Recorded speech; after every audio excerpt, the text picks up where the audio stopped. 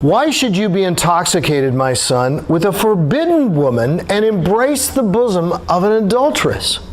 For a man's ways are before the eyes, that means in full view of, the Lord. And that's the personal name for God. You know, every time you see the capital L and then small caps that follow it, it's his personal name, Yahweh. And that's important because it's not just one who is master, or it's not Adonai, one who is Lord or master. It's his personal name. You're being viewed by a person who has his own name. He's seen you. He's the audience of one. He's seen everything that you do. And he ponders or examines all his paths, all the paths that people are taking. The evil deeds of a wicked man ensnare him. The cords of his sin hold him fast. He will die for lack of discipline, led astray by his own great folly. Now, this is where we're starting to get to something that's a really key principle in Scripture. Notice what it's saying. The evil deeds of a wicked man, what do they do? He always, in Bible study, one thing that I think really can help in Bible study, and it's a simple thing, but I find that most people don't do it. I do it constantly as I'm studying the Word.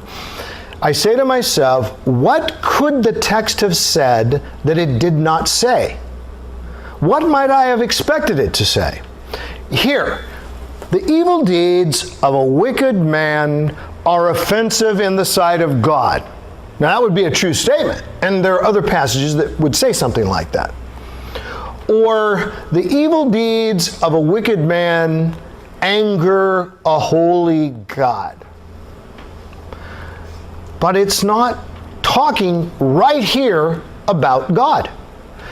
It's talking about the destruction that is coming to the human being. He is ensnared. It's not simply that he has offended God, as if that would be simple. I don't mean to, you know what I'm saying. It's not only that he's offended God. That's not even his subject matter at this moment. Now, it was just before that his subject matter when he was talking about in full view of the Lord who judges you.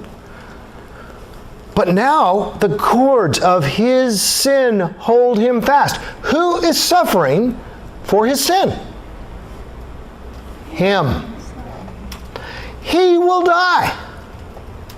You know, God will do fine. I don't mean that God will approve. He won't. But God's life is not taken from him by our sin.